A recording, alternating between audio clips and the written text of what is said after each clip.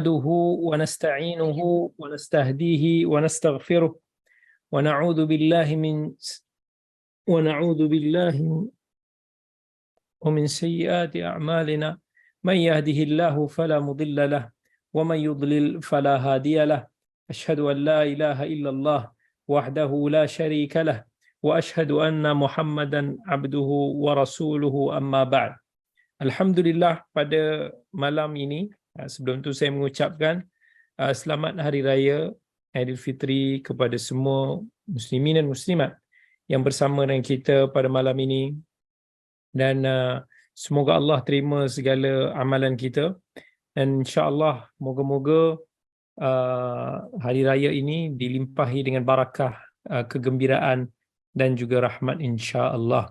Dan pada malam ini kita akan sambung kembali siri pengajian Tadabbur Surah Al-Ma'idah, yang mana pada sesi yang lepas kita berhenti pada ayat yang 31 yang berkisar tentang kisah pergaduhan ataupun pembunuhan di antara Habil dan juga Qabil. Kita juga dah sebut bahawa nama penamaan Habil dan Qabil itu diambil daripada sumber-sumber Israiliyat, tetapi ia tiada unsur-unsur yang bercanggah dan kita boleh terima riwayat tersebut. Dan pada siri yang lepas juga kita mungkin terhenti seketika kerana hujan yang amat lebat sampai membuatkan blackout seketika. Internet semua terputus, dan ada juga permintaan untuk kita refresh kembali ataupun sebut kembali faedah-faedah yang kita ambil pada siri yang lepas. Jadi insya-Allah saya akan cuba untuk nak refresh balik perbahasan tentang ayat 20 lebih itu sampai kepada ayat 31, kisah tentang Qabil dan Habil. Jadi tuan-tuan dan puan-puan semua yang ada Quran digalakkan untuk buka, sebab kita akan petik ayat ini dan kemudian kita akan sebutkan faedah-faedah ataupun pengajarannya. Yang pertama sekali, bila Allah Subhanahu Wa Taala sebut dalam ayat 27, Allah kata watlu alaihim naba abnai Adam. Ceritakanlah kepada mereka tentang kisah berita, khabar berita, kisah-kisah tentang kedua anak Adam ini. Apa Allah kata? Watlu alaihim naba abnai Adam. Jadi di sini kita boleh memahami bahawa pentingnya kisah ini kerana Allah Azza wa Jal telah perintahkan kepada nabinya Muhammad sallallahu alaihi wasallam satu perintah yang khas untuk menceritakan kisah tersebut. Jadi bila ada satu perintah yang khas, ini menunjukkan pentingnya cerita yang akan disampaikan itu. Kisah-kisah dalam Al-Quran ni penting untuk kita kena tahu juga sikit sebanyak. Sebab bila kita tahu tentang kisah-kisah yang lepas, maka kita boleh ambil pengajaran daripada ia supaya apa yang tak baik itu kita boleh hindari dan kita tak ulang lagi kesilapan sejarah-sejarah yang lampau. Kemudian Allah sebut lagi dalam ayat yang sama, Allah kata fatuqubbila min ahadihima wa lam yataqabbal min al-akhar. Fatuqubbila maksudnya diterima daripada salah seorang daripada mereka. Allah gunakan sirah fatuqubbila, sirah yang dalam bahasa Arab dipanggil mabni lil maf'ul, yang mana Allah kata diterima salah satu. Bunyi ayat ini kalau dalam bahasa Arab digunakan bentuk perkataan seperti ini untuk nak bagi satu isyarat macam mana Allah nak terima tu, bukan tugas kita untuk nak tahulah cara macam mana, kaifiat macam mana Allah nak terima. Ini benda yang tak penting untuk nak kita selami. Sebab kadang-kadang kita tengok pada hari ini, dalam orang nak cuba menyelami intipati Al-Quran, ada yang sampai ke tahap orang panggil takalluf. Takalluf ni berlebih-lebihan sampai mencampuri urusan-urusan ghaibiyat, ilmu-ilmu ghaib, ataupun sampai kadang-kadang bawa riwayat-riwayat yang even nak kata dia diguna pakai dalam sumber Israiliyat pun kadang mereka tak tahu. Maksudnya sampai nak korek itu ini. Jadi ini antara benda-benda yang tidak begitu penting dalam Al-Quran, sebab itu dalam Quran pun Allah tidak mendetailkan banyak perkara. Apa yang Allah cerita dalam bahasa Al-Quran ni supaya kita boleh ambil pengajaran. Detail, nak tahu macam mana keadaan zaman itu, nama-nama certain figure, Allah tak detailkan dalam Al-Quran. Kemudian bila Allah kata dalam ayat yang sama, innama yataqabbalullahu minal muttaqin, sesungguhnya Allah terima amal saleh daripada orang yang bertakwa. Bertakwa, okey, dalam konteks ayat ini kita boleh faham, kalau dalam mazhab Khawarij dan Mu'tazilah, tak diterima satu kebaikan itu melainkan seorang yang bertakwa secara total. Orang yang tidak melakukan dosa besar. Sebab itulah kelompok Khawarij ni, dia mudah untuk mengkafirkan pemimpin-pemimpin Muslim yang zalim ataupun mungkin ada melakukan dosa, sama ada dosa kecil ataupun dosa besar, mereka mudah untuk mengkafir. Sebab bagi mereka, sama ada total baik ataupun total terkeluar daripada agama. Di sisi Murji'ah, satu kelompok yang lain, orang yang muttaqin adalah selagi mana dia tidak syirik. Selagi mana dia tidak syirik. Bagi kita ahli sunnah, tak semestinya kalau orang tu tak melakukan syirik, dia adalah orang yang bertakwa. Tetapi kita boleh kata dia seorang yang Muslim. Sebab darjat yang lebih tinggi daripada seorang Muslim itu adalah darjat muttaqin ataupun mukmin. Orang yang bertakwa ataupun orang yang mukmin. Itu lebih tinggi daripada hanya sekadar seorang Muslim. Jadi di sisi kaum Murji'ah, mereka beranggapan orang yang melakukan dosa-dosa besar juga adalah orang yang bertakwa. Tetapi di sisi ahli sunnah wal jamaah, Allah menerima amalan daripada sesiapa yang bertakwa dalam amal yang khas.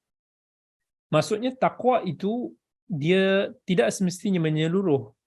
Tetapi takwa itu boleh ada pada setengah perkara. Contohnya, kalau orang tu mungkin kita kata dia ada lagi dosa-dosa yang dilakukan, dosa-dosa besar yang dibuat. Tetapi dia ikhlas dalam salat dia. Dia ikhlas dalam sedekah dia. Dia tak, dia memang betul-betul buatlah dengan sebaik yang mungkin, mengikut apa yang Allah perintahkan. Maka dia ada takwa di dalam certain amal ibadah tersebut. Walaupun dalam perkara lain mungkin dia ahli maksiat. Maka dia berhak amalan itu diterima oleh Allah Subhanahu wa ta'ala.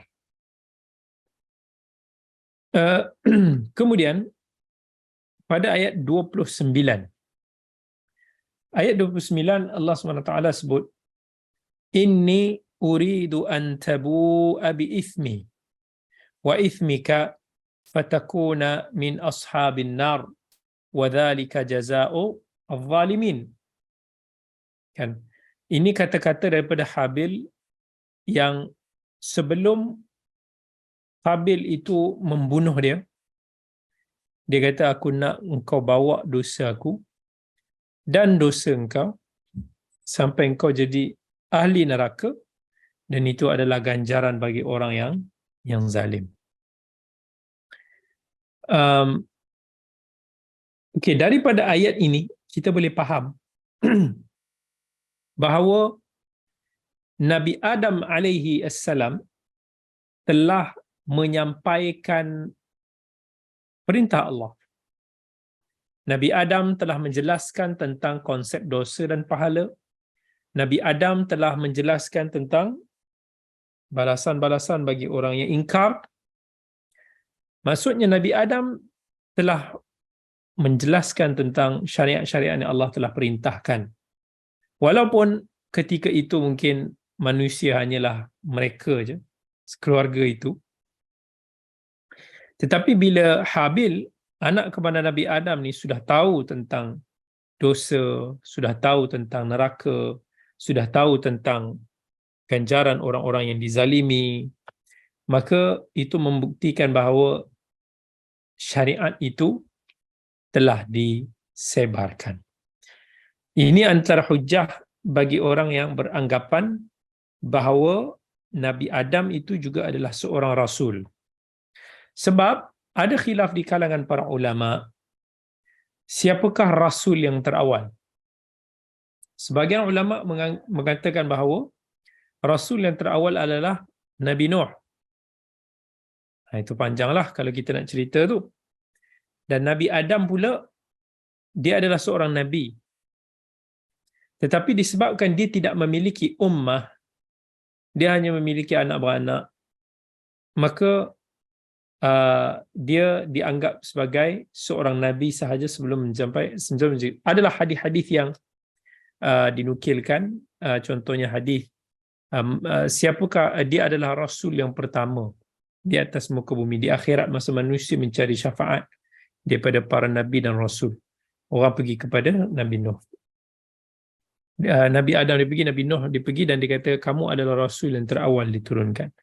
Dan ada beberapa istidlal yang diambil daripada ayat-ayat Quran untuk menunjukkan bahawa rasul yang pertama itu adalah Nabi Nuh AS. Ala kulli hal, tak ada masalah pun dalam bab tu. Tetapi bila Habil kata kepada Qabil, inni uridu an tabu'a bi ithmi wa ithmik. Aku nak kau tanggung dosaku dan dosa kamu. Sedangkan yang kita tahu, Allah SWT sebut dalam Al-Quran, wala taziru waziratun wizra ukhra. Seseorang itu tidak memikul dosa orang lain. Jadi para ulama jawab di sini adalah dosa yang dipikul oleh Qabil itu, bila mana dia menzalimi Habil, saudaranya itu, apatah lagi mengambil nyawanya, kita pun tahu dosa kalau kita buat zalim pada orang apa dia. Yang Nabi SAW dalam hadis, bila Nabi cerita tentang siapakah orang yang muflis, Nabi tanya sahabat. Sahabat jawablah, orang yang muflis itu adalah orang yang kehabisan hartanya. Tetapi Nabi SAW jelaskan orang yang muflis itu adalah orang yang datang pada hari kiamat kelak dibawa pahala itu, dibawa pahala ini, tetapi dia kuat menzalimi orang lain. Zalim ni ada macam-macam bentuk lah. Jadi apa jadi? Jadi dia punya kebaikan itu akan transfer kepada orang yang dizalimi sebagai bayaran balas. Dan bila mana pahala dia tu dah habis, sebabkan mungkin tak banyak, dan zalim dia tu dosa tu besar lagi, maka apa yang akan buat? Dia akan ambil dosa orang tu pula. Dia akan pikul dosa orang lain. Itu antara beberapa tafsiran yang para ulama sebutkan di dalam ayat ini. Kemudian bila mana Habil telah terbunuh, pada ayat 31 Allah sebut, فَبَعَثَ اللَّهُ غُرَابًا يَبْعَثُ فِي الْأَرْضِ لِيُرِيَهُ كَيْفَ يُوَارِي سَوْءَةَ أَخِيهِ. Allah menghantar seekor burung gagak yang tujuan dia adalah untuk nak tunjuk kepada Habil macam mana nak buat kalau ada orang mati. Sebab masa tu tak ada siapa-siapa, mungkin tak pernah berlaku kematian lagi pada zaman tu. So dia sendiri pun tak tahu macam mana nak buat. Apa nak buat? Ada juga mati. Mungkin dia tak tahu pun mati tu ada. Dan bila orang mati tu macam mana nak buat? Maka dekat sini kita boleh faham, even pada sesetengah haiwan ini, apa yang dilakukan oleh haiwan itu juga adalah dengan kehendak Allah. Dalam ayat ini Allah kata, faba'athallah. Allah lah yang telah menghantar burung gagak itu. Maksudnya melalui cara macam mana? Tetapi itulah gerak hati yang burung gagak itu dapat untuk dia tanam kawan burung gagak dia yang lain di depan Habil. Menyebabkan di situ kita boleh dapat satu faedah bahawa haiwan juga boleh mengajar kita banyak perkara. Dalam kes ini, burung gagak itu dia ajar kepada anak Adam itu untuk mengebumikan saudaranya. Sampailah pengkebumian mayat di dalam tanah menjadi satu sunnah, menjadi satu jalan tradisi manusia sampailah ke hari ini, kecualilah mereka yang menyimpang dan tersesat.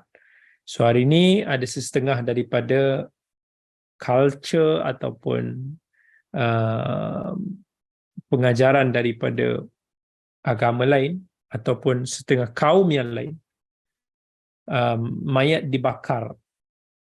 Ada yang mayat mungkin dihanyutkan dalam air, dalam sungai, dalam laut, daripada dulu sampai sekarang. Cuma sekarang ni yang popular tanam atau bakar lah. Islam menunjukkan kita tanam mayat sebagai salah satu cara untuk kita menghormati mayat tersebut. Dan juga itulah cara yang tidak menyeksa si mati. Salah satu daripada hikmah ditanam di dalam mayat, di dalam tanah. Allah sebut kaifa yuwari sau'ata akhi. Dia burung gagak itu diajar kepada Qabil itu macam mana untuk nak menutup aurat ataupun aib saudaranya yang dah mati itu. Jadi di sinilah mendapat satu intipati yang para ulama ambil menjadi satu syarat kewajipan dalam kita mengebumikan mayat adalah kita menutup auratnya. Dalam sunnah Nabi, Nabi tunjukkan macam mana kita mengafankan saudara kita, kan berapa lapis kita pakaikan untuk dia, sekadar untuk nak menutup aurat dia, lindung aurat dia daripada penglihatan mereka-mereka yang menggebumikannya. Tapi kita pun tahu kan, macam mana pun setelah ditanam di bawah sana, akan sampai satu waktu yang mana kesemua itu juga akan reput dan hilang. Dan bukan hanya sekadar tanam, tetapi para ulama menyebut kadar tanam itu mestilah satu kedalaman yang menghalang daripada binatang-binatang buas untuk korek kubur itu ataupun untuk nak keluarkan mayat itu, dia nak makan ke dan sebagainya, maka perlulah ditanam lebih dalam, begitu juga supaya bau mayat itu tidak keluar daripada tanah itu. Sebab tu mungkin di sini kita mungkin tanam sekitar 6 kaki dalam kan. Satu kadar yang cukup dalam, cukup untuk nak menghalang daripada bau busuk mayat itu nanti terkeluar, dan juga cukup untuk nak menghalang daripada binatang-binatang liar daripada tertarik untuk korek balik tanah tersebut untuk mencari makanan dia. Jadi ini apa yang para ulama istimbak kan daripada ayat-ayat ini. Kemudian dia kata fa asbaha minan nadimin qala ya wailata a'jaztu, ya wailata, aduhai binasa, aduhai celakalah aku. Yang mana ini satu kata-kata fa asbaha minan nadimin, Qabil itu jadi menyesal. Penyesalan ini dia bukan disebabkan Habil itu menyesal dan dia bertaubat. Tak. Habil tak bertaubat. Habil bukan menyesal untuk berubah ataupun bertaubat. Sebab apa? Sebab ada dalam hadis Nabi SAW, Nabi sebut, "Ma min nafsin tuqtalu zulman illa kana 'ala ibni Adam al-awwal kiflun min damiha. Dzalika li'annahu awwalu man sanna al-qatl." Dan tak ada sesiapa pun manusia yang dibunuh secara zalim melainkan Qabil itu akan menanggung dosanya juga. Saham dosa itu pun dia akan dapat. Sebab apa? Dia adalah orang yang pertama yang melakukan ataupun menunjukkan sunnah pembunuhan itu. Penyesalan Qabil itu para ulama sebut adalah penyesalan disebabkan dia rasa kehilangan. Dia rasa bukan sesuatu yang menyebabkan dia rasa macam dia bersalah. Sebab kita pun tahu salah satu daripada syarat taubat kena menyesal dengan dosa yang kita lakukan. Hatta walaupun seorang itu menyesal dengan apa yang dilakukan, tetapi jika dia tidak melengkapi syarat taubat yang lain, maka tak diterima taubatnya. Contohnya dia menyesal. Dia menyesal dia membunuh.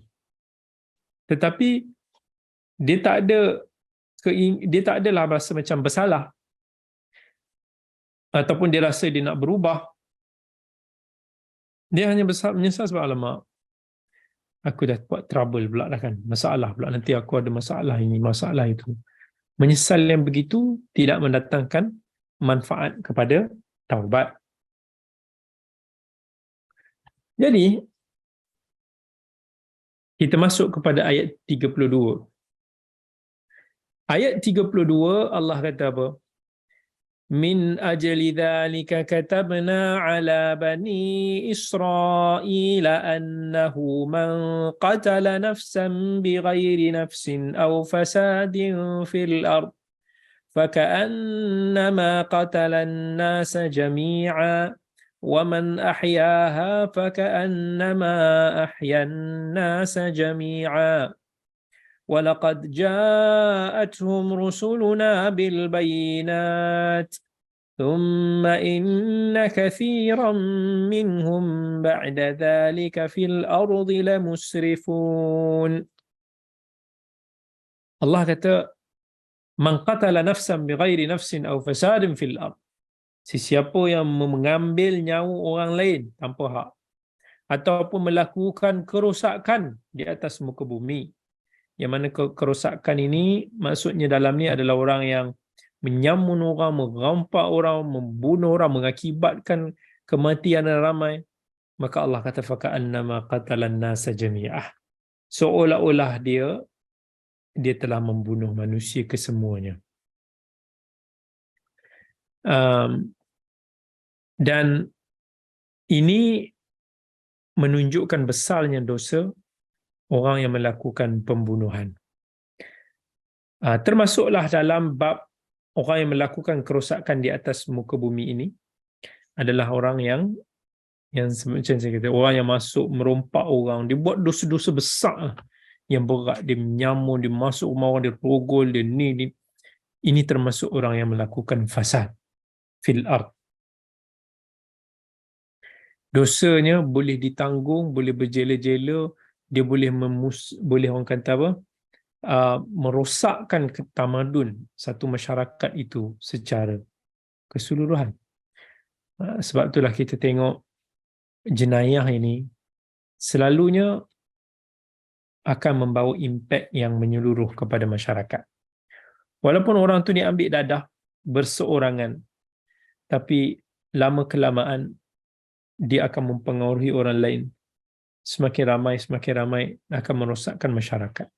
Orang yang melakukan pembunuhan, dia akan memberikan ketakutan di dalam masyarakat. Dia mungkin akan membawa kepada pertumpahan darah yang lebih besar melalui balas dendam dan sebagainya. Bahkan boleh membawa ke arah peperangan yang boleh menghancurkan society. Um, Kemudian Allah kata, min ajli dhalika katabna ala bani Israel annahu man qatala nafsan bighairi nafsin au fasadin fil ard. Kat sini kalau kita tengok apa yang Allah kata, kerana itulah kami tulis kepada Bani Israel. Allah sebut Bani Israel. Walaupun panduan ataupun pengajaran daripada ayat ni menyeluruh untuk kita semua, tetapi seolah-olah Allah khususkan pengajaran ayat ini kepada Bani Israel sebab mereka lah yang banyak terlibat di dalam dosa ini. Mereka lah yang telah membawa secara umumnya porak-peranda kepada dunia ini. Bahkan sampai ke hari ini, apa yang kita tengok rancangan-rancangan daripada Zionis untuk menimbulkan kerosakan di atas muka bumi ini, untuk mewujudkan peperangan, untuk belum isu Baitul Maqdis, bahkan seluruh dunia, mereka ini adalah hakikatnya orang yang melakukan fasadin fil ard. Betullah sebagaimana yang Allah sebut tentang ayat yang Allah kata Bani Israel ini. Kemudian orang yang melakukan fasadin fil ard, kalaulah jenayah ini ditangkap, diadili, dihukum, maka dia juga boleh dibunuh. Saya ingat dulu di Saudi lah. Dulu masa kat Saudi dulu mereka masih menjalankan hukum hudud. Masa tu ada seorang penjenayah yang ditangkap kerana dia masuk dalam satu rumah, dirompak, dan kemudian dicuba letupkan rumah tersebut dengan gas masak. Dia dijatuhi hukuman mati. Ada juga sebelum tu satu kes yang mana dia masuk berkumpulan, masuk dalam rumah seorang tu, dia rompak, dirogol isteri tuan rumah, dibunuh. Itu juga termasuk dalam fasad. Dan bila mana dia dihukum mati, kalaulah jenayah disabitkan sebagai fasad dan fil ard, maka dia boleh di macam kata apa, disalib lah. Bukanlah disalib macam tu, tapi digantung mayat dia untuk satu hari, untuk menjadi pengajaran kepada orang ramai supaya tidak melakukan jenayah tersebut. Saya pernah melihat 3 kali lah peristiwa qisas yang dilakukan di sana. 2 ketika saya di Madinah, studi degree, dan 1 masa saya belajar ataupun master di Riyadh. Satu pengajaran yang boleh diambil daripada situ, yang di Riyadh itulah yang selepas dipancung tu, badan dia tu dibiarkan digantung di kren. Jadi orang boleh nampak lah. Dia akan gantung, kalau kata dipotong tu dia akan gantung sampai esoknya. Gitu, ataupun sampai malam, tengah malam tu lah. Ini satu pengajaran lah kepada ni. Dan kemudian Allah sebut lagi dalam ayat ni, walaqad ja'atuhum rusuluna bil bayyinat thumma inna katsiran minhum ba'da dzalika fil ardi lamusrifun. Allah kata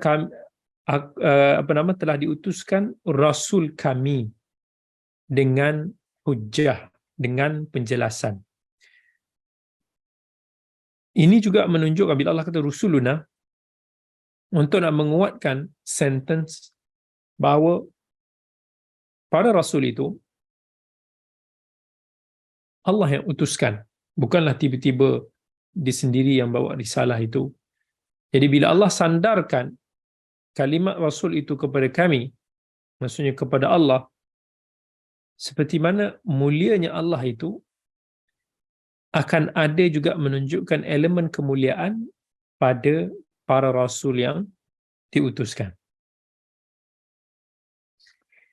Dan prinsip dalam ayat ni yang kita boleh faham, Bila Allah kata rusuluna bil bayyinat, telah didatangkan kepada mereka rasul kami dengan membawa penjelasan. Penjelasan itu adalah hujjah.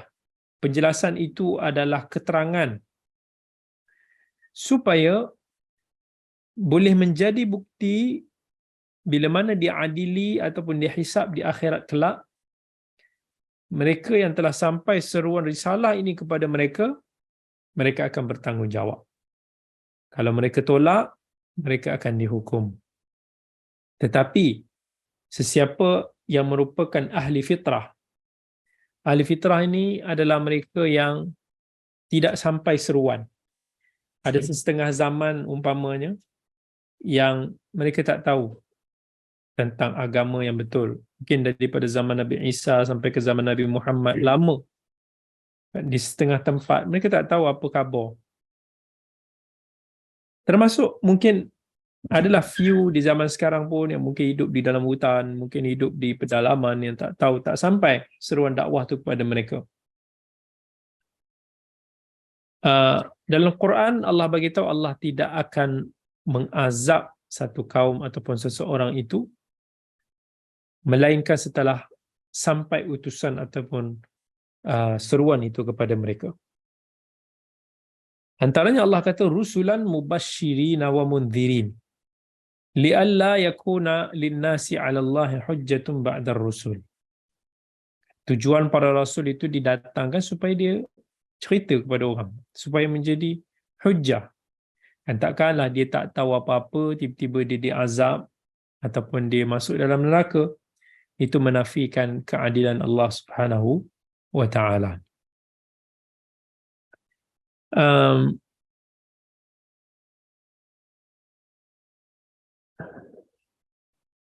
Kemudian Allah sebut lagi, thumma inna kathiran minhum ba'da dhalika fil ardi lamusrifun. Dalam ayat ni bila Allah sebut tentang Bani Israel, Allah nak bagi tahu ramai manusia ni, khususnya dalam Bani Israel, walaupun telah diberikan mukjizat, diberikan keterangan, diberikan segala penjelasan bukti pada rasul mereka, tetapi ramai daripada mereka musrifun, dan mereka ni mensia-siakan, mereka ini rugi, mereka ini menolak seruan tersebut. Musrifun maksudnya orang yang terlajak, terkeluar daripada batasan, yang selalu melanggar batasan.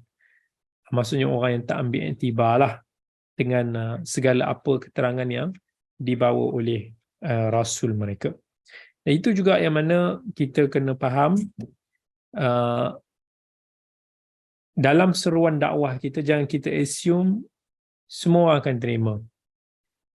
Kathiran, Allah gunakan dalam ayat itu menunjukkan ramai orang, even para rasul ini sekalipun yang ada segala keterangan, hujah, wahyu daripada Allah, ramai daripada mereka yang menolak dan tidak menerima. Even Nabi kita Muhammad sallallahu alaihi wasallam sendiri, ramai yang tolak dakwahnya. Di Madinah itu pun berapa ratus golongan munafik, kan, yang jelas-jelas yang bersembunyi. Mereka itu semua antara mereka yang musrifun. Kemudian kita pergi kepada ayat 33 dan 34. Apa Allah kata?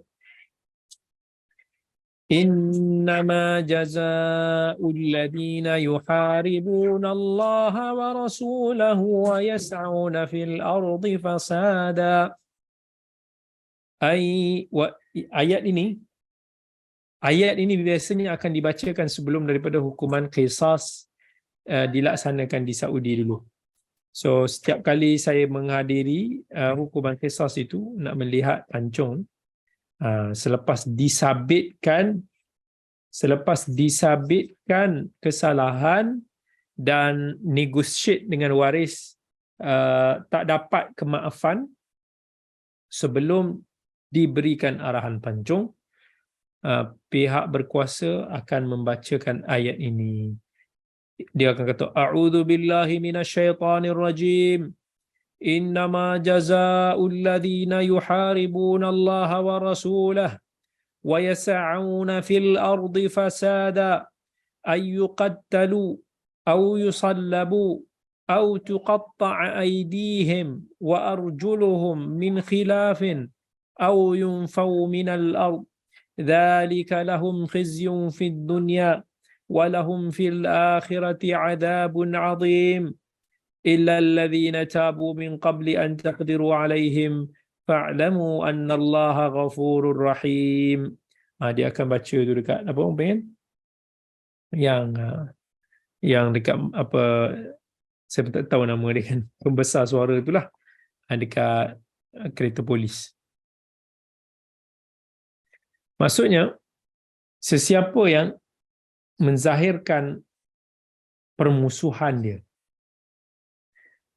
di dalam terhadap agama Allah, merosakkan bumi ini dengan kekufuran dan maksiat, menyamun, merompak,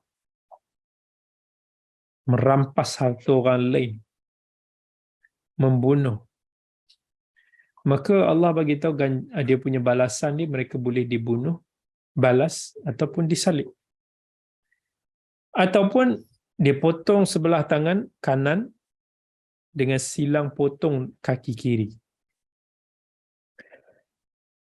ataupun dibuang daripada negeri. Boleh pilih antara hukuman ini berdasarkan kepada tahap jenayah yang dilakukan. Lagi berat jenayah dia, lagi beratlah hukuman dia yang menjadi hukuman. Dan itu adalah, Allah kata, balasan atau penghinaan terhadap mereka di dunia, dan mereka di akhirat nanti akan mendapat azab Jahannam yang pedih.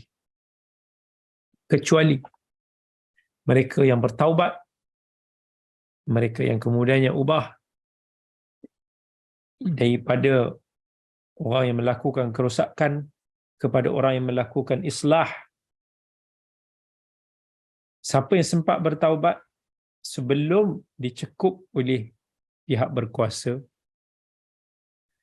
dan mereka betul-betul menyesal, bertaubat, maka Allah nak bagi tahu, ketahuilah Allah itu Ghafur, Allah itu Maha Pengampun.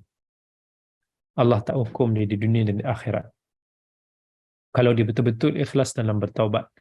Sebenarnya bukanlah Islam yang terlalu dia nak menghukum.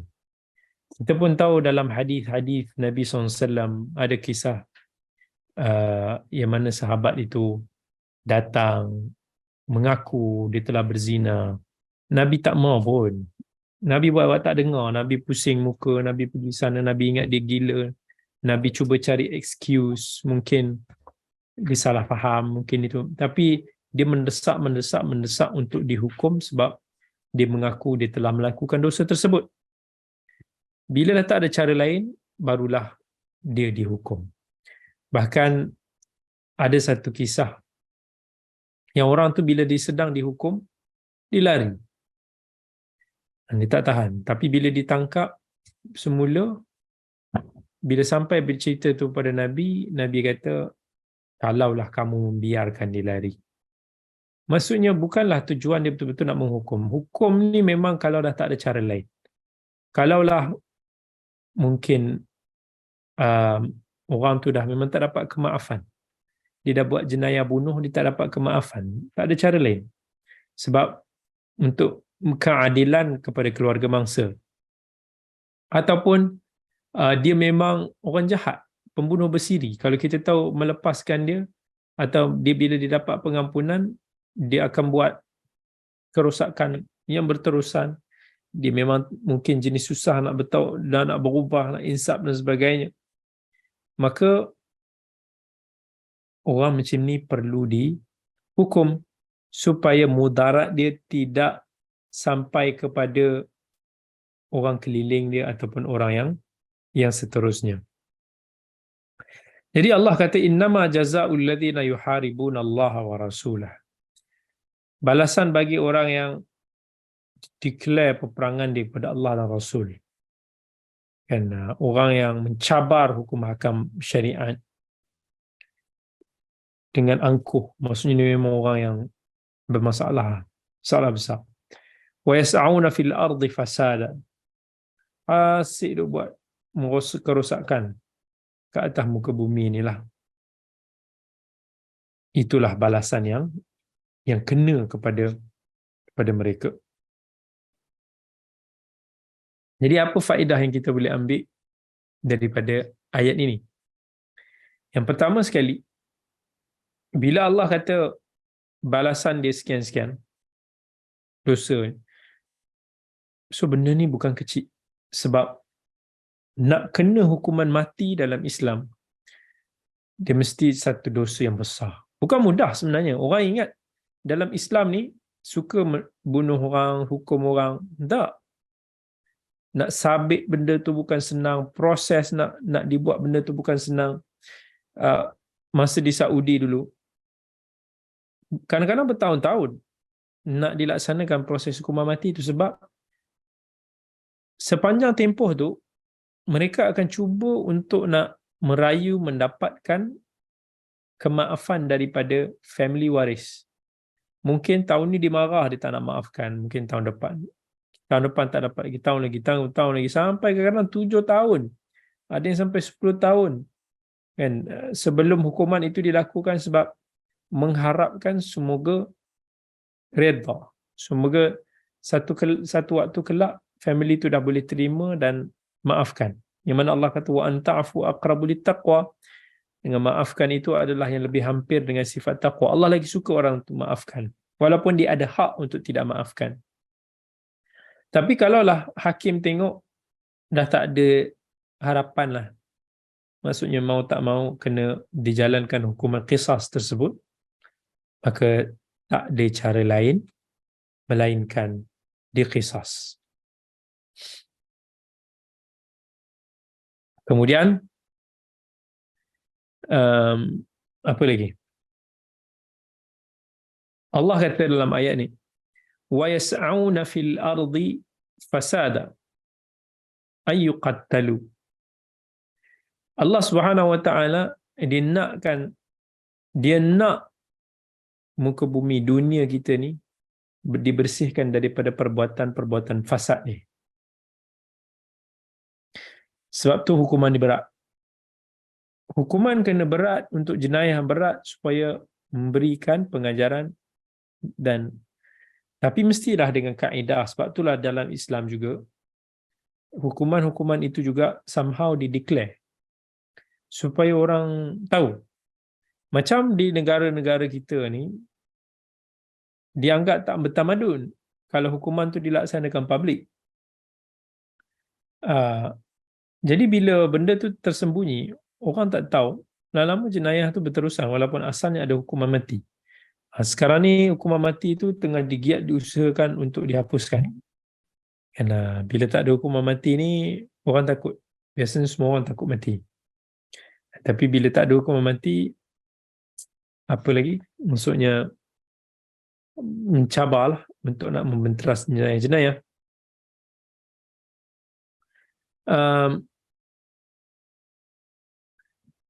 Walaupun besarlah Allah cerita pasal dosa-dosa ni kan, tetapi illal ladzina tabu, kecualilah orang yang bertaubat dan orang yang berubah, maka Allah nak bagi tahu kat dia annallaha ghafurur rahim. Allah itu Maha Pengampun lagi Maha Pengasih. Maksudnya jangan sesekali kita berputus asa, jangan kita berputus harap daripada pengampunan Allah. Ada orang yang datang, kemudian dia cerita kan tentang dosa yang dilakukan pada waktu yang sudah. Dia mungkin pernah berzina, mungkin dia pernah buat itu, buat ini. Kita nampak dia menyesal, kita nampak dia nak berubah. Jangan kita demotivate dia daripada mencari kebaikan. Even kalau kita tengok dalam hadis riwayat Bukhari Muslim sendiri, Nabi cerita ada sebelum ini daripada kalangan umat orang yang dah bunuh 100 orang. Dia dah bunuh 100 orang penjenayah besar ni, pembunuh bersiri ni, tapi di hujungnya dia betul-betul ikhlas, dia betul-betul nakkan pengampunan Allah, dia nak berubah. Dan bila dia nak berubah itu, Allah terima. Allah masukkan, Allah jadikan dia daripada kalangan ahli syurga. Kerana taubat itu menghapuskan dosa-dosa dia yang lepas. Jadi kalaulah dia ada buat dosa, dia berubah, betul-betul dia nak bertaubat, dia sebenarnya tak perlu untuk nak menyerah diri kepada pihak berkuasa untuk dihukum. Sebab bila dia telah menyerahkan diri kepada pihak berkuasa ataupun dia telah ditangkap, maka itulah jadi hak kepada pihak berkuasa untuk menunaikan tanggungjawab mereka, tugasan mereka sebagai kerajaan untuk mengambil kira maslahat umum. Tapi seandainya kita ada dosa-dosa yang lampau, kita tak perlu untuk nak declare ataupun kita nak mencari hukuman. Dan kalau kita sempat bertaubat, maka kita bertaubat antara kita dengan Allah Subhanahu Wa Taala. Kalau kita ada ambil hak orang lain, kita usaha untuk nak kembalikan. Kerana usaha kita untuk nak kembalikan hak orang lain juga, itu juga sebahagian petanda kita benar-benar bertaubat. Dan kita kalau boleh orang bertaubat ni, taubat ni apa maksudnya? Ar-ruju'. Ar-ruju' ni kembali. Kita nak kembali kepada Allah, kita nak kembali kepada kebaikan, dan kita seolah-olah nak kembali ke waktu lampau yang kita tak buat dosa tu. Dan kalau dibagi pilihan, kita nak kembali, aku rasa tak amat menyesal aku buat benda tu. Sebab itulah digunakan perkataan taubat.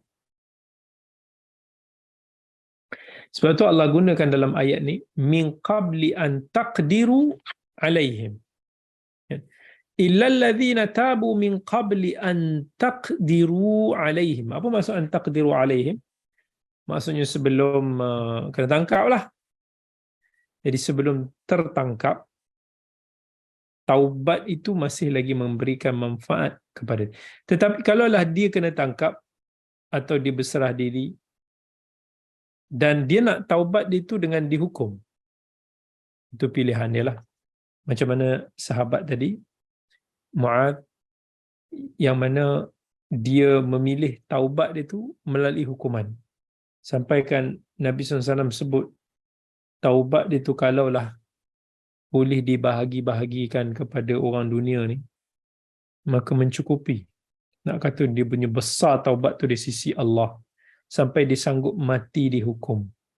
Dan betul-betul dia menyesal, betul-betul dia nak lah, biarlah itu hukum, dia kata itu hukuman Islam, dan itu hukuman hududnya, maka dia terima. Jadi kadar keikhlasnya orang itu bertaubat itu penting. Dia tak mau nanti orang tu, bukan tak boleh orang tu bertaubat kemudian dia repeat balik, orang tu bertaubat dia repeat balik. Allah still maafkan. Yang dalam hadis pun Allah sebut, selagi mana orang tu tahu ada Tuhan yang boleh memaafkan dia, aku akan berikan keampunan kepada mereka. Maksudnya rahmat Allah ni luas. Ada manusia bila dia bertaubat, dalam keadaan dia berusaha, dia tertewas juga kepada nafsu dia. Tapi dia menyesal. Kemudian, ada orang dia kata dia bertaubat, tetapi benda itu tidak besar di dalam hati dia. Dia seolah-olah macam anggap masih ringan dosa dia tu.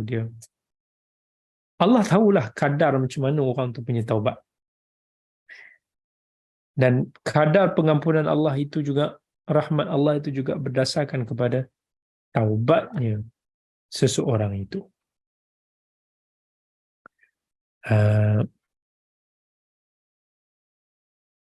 Baik.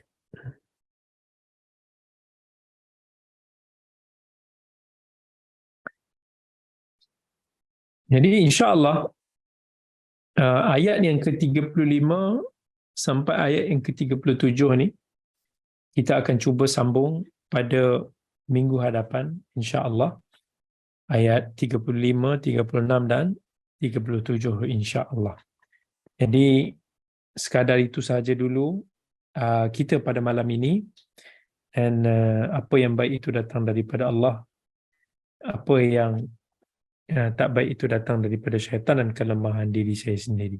Baik, ada orang yang bertanya, dia kata, Ustaz, oleh kerana burung gagak tu dihantar Allah untuk mengajar manusia cara mengurus mayat, adalah tidak adil bagi kita manusia di waktu sekarang menembak gagak ataupun menghalau gagak.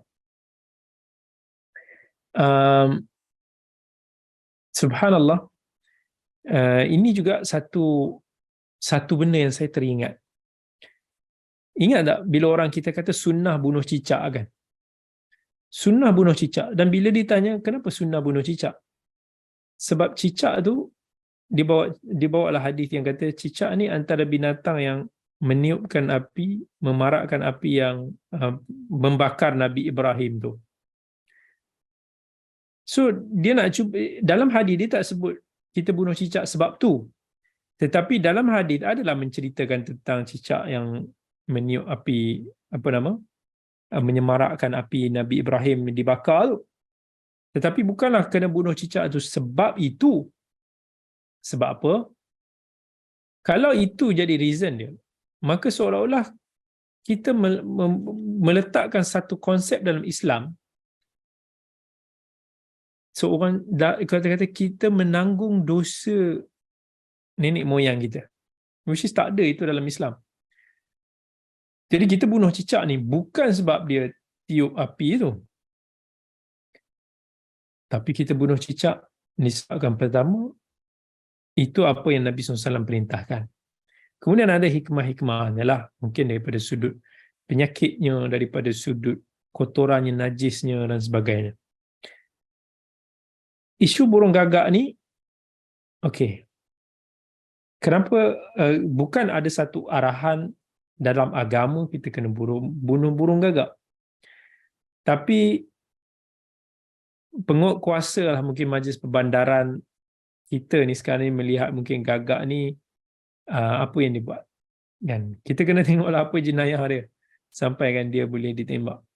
Kalaulah dia binatang yang boleh membawa mudarat kepada manusia dalam skala yang besar, maksudnya dia boleh menimbulkan, boleh mengancam nyawa, boleh mendatang kemusnahan kepada harta benda kita, ketika itu bolehlah. Sebab ada juga hadis yang Nabi SAW suruh kita bunuh certain binatang.